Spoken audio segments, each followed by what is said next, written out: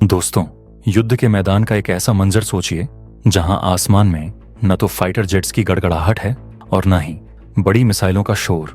सब कुछ शांत है, लेकिन तभी क्षितिज पर आपको काले धब्बों का एक विशाल बादल दिखाई देता है। पहले लगता है कि शायद यह पक्षियों का झुंड है, लेकिन जैसे ही वो बादल करीब आता है, एहसास होता है कि यह पक्षी नहीं बल्कि सैकड़ों की तादाद में छोटे छोटे ड्रोन एक साथ एक लय में मधुमक्खियों के झुंड की तरह आपकी तरफ बढ़ रहे हैं। दुश्मन का रडार कंफ्यूज हो जाता है कि किस किस को मारा जाए, और पलक झपकते ही वो झुंड नीचे उतरता है और पूरे सैन्य बेस को तबाह कर देता है। दोस्तों, यह दृश्य अब किसी हॉलीवुड की साइंस फिक्शन फिल्म का नहीं है, बल्कि यह भारत की नई हकीकत है।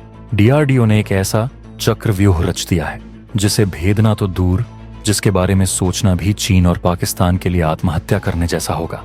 आज की खबर सुनकर आपके रोंगटे खड़े हो जाएंगे, क्योंकि भारत ने स्वार्म ड्रोन टेक्नोलॉजी की दुनिया में एक ऐसी छलांग लगाई है जिसने दुनिया के बड़े बड़े रक्षा विशेषज्ञों की बोलती बंद कर दी है। डीआरडीओ की बेंगलुरु स्थित लैब एरोनॉटिकल डेवलपमेंट एस्टैब्लिशमेंट ने एक ऐसा स्वदेशी सिस्टम तैयार कर लिया है जो एक नहीं, दो नहीं, बल्कि सैकड़ों ड्रोन्स को एक साथ कंट्रोल करके दुश्मन पर मौत की बारिश कर सकता है। इसे एसिमेट्रिक वॉरफेयर का सबसे बड़ा हथियार माना जा रहा है। तो कुर्सी की पेटी बांध लीजिए, क्योंकि आज हम आपको डीआरडीओ के उस सीक्रेट प्रोजेक्ट के बारे में बताने जा रहे हैं जो भविष्य के युद्ध का नक्शा बदल देगा। लेकिन इससे पहले कि हम इस तकनीक के समुद्र में गोता लगाएं, अगर आपको अपने वैज्ञानिकों के इस अद्भुत कारनामे पर गर्व है तो वीडियो को अभी लाइक करें और कमेंट बॉक्स में जय हिंद जरूर लिखें। याद रहे, जय हिंद कहना हम सब के लिए गर्व की बात है। दोस्तों, सबसे पहले हमें यह समझना होगा कि आखिर स्वार्म ड्रोन का मतलब क्या है और यह इतना खतरनाक क्यों है। आप एक फाइटर जेट को मार गिरा सकते हैं, आप एक मिसाइल को इंटरसेप्ट कर सकते हैं, लेकिन अगर आपके ऊपर एक साथ 100 ड्रोन हमला कर दें तो आप क्या करेंगे? आपके पास इतनी मिसाइलें ही नहीं होंगी, आपके रडार इतनी सारी चीजों को एक साथ ट्रैक ही नहीं कर पाएंगे। इसे सैचुरेशन अटैक कहते हैं, यानी दुश्मन की डिफेंस क्षमता को इतना व्यस्त कर दो कि वो फेल हो जाए। डीआरडीओ का एडी इसी कॉन्सेप्ट पर काम कर रहा है। जी न्यूज की रिपोर्ट के मुताबिक भारत ने स्वदेशी रूप से ऐसे माइक्रो यूएवी विकसित कर लिए हैं जो आकार में छोटे हैं लेकिन काम में बहुत बड़े हैं। इस प्रोजेक्ट की सबसे बड़ी खासियत है इसका डिजाइन। आमतौर पर हम ड्रोन में बाहर निकले हुए पंखे देखते हैं जैसे हेलीकॉप्टर में होते हैं, लेकिन डीआरडीओ ने जो बनाया है वो इलेक्ट्रिक डक्टेड फैन तकनीक पर आधारित है। इसका मतलब यह है कि इसके रोटर या पंखे ड्रोन की बॉडी के अंदर छिपे होते हैं, एक ट्यूब या डक्ट के भीतर। अब आप पूछेंगे कि इससे क्या फायदा होगा? दोस्तों, इसके फायदे इतने जबरदस्त हैं कि दुश्मन सोच भी नहीं सकता। सबसे पहला फायदा स्टेल्थ। जब पंखे बाहर नहीं होते तो रडार की तरंगें उनसे टकरा नहीं पाती। यह ड्रोन रडार पर एक छोटे से पत्थर या पक्षी जैसा दिखता है। दूसरा फायदा आवाज। डक्ट के अंदर होने की वजह से इसका शोर बहुत कम हो जाता है। ये खामोशी से दुश्मन के सिर पर पहुंच जाएगा और उसे पता भी नहीं चलेगा। और तीसरा सबसे बड़ा फायदा है सुरक्षा। खुले पंखे वाले ड्रोन को हाथ से लॉन्च करना या तंग जगहों जैसे जंगल या शहरी इमारतें में उड़ाना मुश्किल होता है, क्योंकि पंखे टकराकर टूट सकते हैं। लेकिन ईडीएफ डिजाइन वाला यह ड्रोन किसी भी जगह से किसी भी हालत में उड़ान भर सकता है।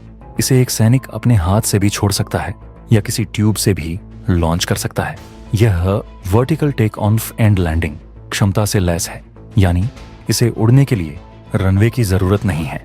यह लद्दाख की पहाड़ियों से सीधे ऊपर उठ सकता है और वहीं लैंड कर सकता है। सोचिए, हमारे जवान बंकर में बैठे बैठे ऐसे 50 ड्रोन छोड़ दें और पहाड़ के पीछे छिपे चीनी बेस का सफाया कर दें।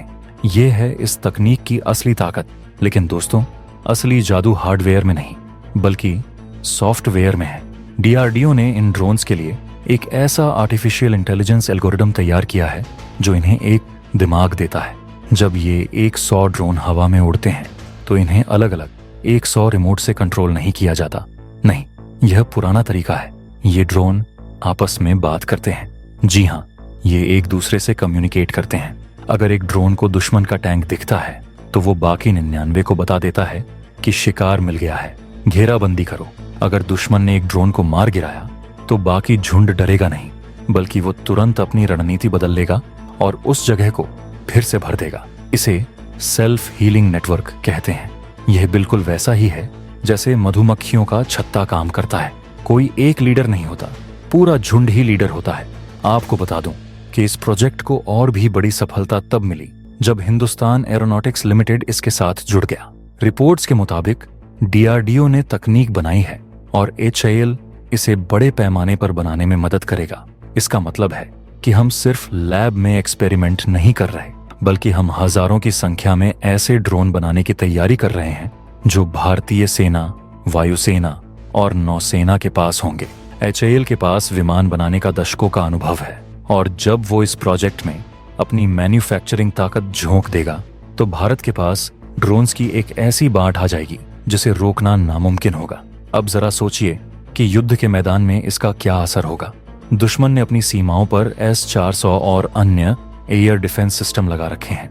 वो सोचता है कि भारत का राफेल या सुखोई आएगा तो वो उसे मार गिराएगा, लेकिन जब राफेल के बजाय ऐसे सैकड़ों छोटे छोटे सस्ते और घातक ड्रोन उसकी तरफ बढ़ेंगे तो उसका S-400 कंफ्यूज हो जाएगा।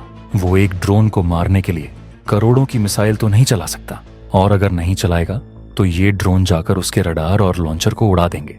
इसे कहते हैं 500 करोड़ के सिस्टम को 5 लाख के ड्रोन से मारना। ये आर्थिक रूप से भी भारत के पक्ष में है। पाकिस्तान की बात करें तो वो तुर्की के TB2 ड्रोन पर बहुत उछलता है, लेकिन TB2 एक बड़ा ड्रोन है जो रडार पर आसानी से दिख जाता है। भारत का यह स्वार्म सिस्टम छोटे छोटे ड्रोन्स का समूह है। अगर पाकिस्तान ने अपनी बंदूकें एक तरफ मोड़ी तो दूसरी तरफ से दूसरा झुंड आ जाएगा। यह तकनीक आतंकवादियों के खिलाफ भी बहुत कारगर होगी। अगर कश्मीर के घने जंगलों में आतंकवादी छिपे हैं तो सेना को अंदर जाकर जान जोखिम में डालने की जरूरत नहीं है। बस एक स्वार्स ड्रोन का झुंड छोड़ दो।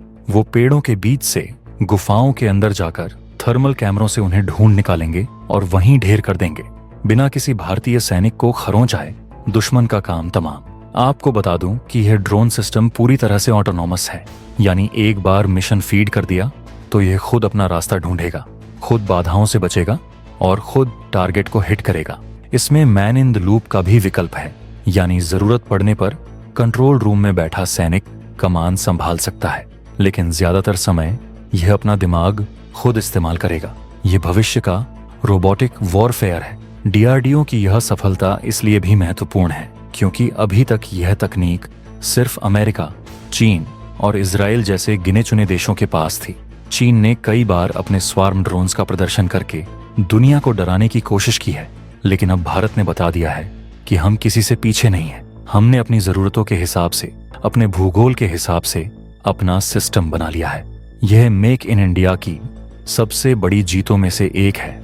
दोस्तों, ये प्रोजेक्ट सिर्फ एक हथियार नहीं है, यह एक संदेश है। संदेश यह है कि भारत अब रक्षात्मक नहीं बल्कि आक्रामक सोच रखता है। हम अब दुश्मन के हमले का इंतजार नहीं करेंगे। हमारे पास वो क्षमता आ रही है कि हम दुश्मन के घर में घुसकर उसके रडार को अंधा करके उसकी तोपों को खामोश करके तिरंगा लहरा सकते हैं। EDF तकनीक और AI का यह मिलन भारतीय सेना को एक सुपर स्मार्ट फोर्स बना देगा। अब आप लोग मुझे बताइए, DRDO के इस मौत के झुंड वाले आइडिया पर आपकी क्या राय है? क्या आपको लगता है कि भारत को बॉर्डर पर ऐसे हजारों ड्रोन तैनात कर देने चाहिए ताकि कोई घुसपैठिया अंदर आने की सोच भी न सके? और क्या भविष्य का युद्ध इंसानों के बजाय ऐसे रोबोट्स और ड्रोन्स के बीच लड़ा जाएगा? अपने विचार, अपने सुझाव और अपनी राय नीचे कमेंट बॉक्स में विस्तार से लिखें। मैं आपके हर एक कमेंट का इंतजार करूंगा। और हाँ, अगर आपको लगता है कि हमारा भारत अब तकनीक का विश्व गुरु बनने की राह पर है तो इस वीडियो को लाइक करना बिल्कुल न भूलें।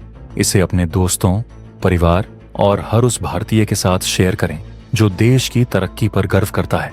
चैनल को अभी सब्सक्राइब करें और बेल आइकन दबाएं ताकि डिफेंस की दुनिया की ऐसी ही धांसू, एक्सक्लूसिव और ज्ञानवर्धक खबरें आप तक सबसे पहले पहुंचें। मिलते हैं अगले वीडियो में एक और बड़े खुलासे के साथ। तब तक के लिए जय हिंद, जय भारत।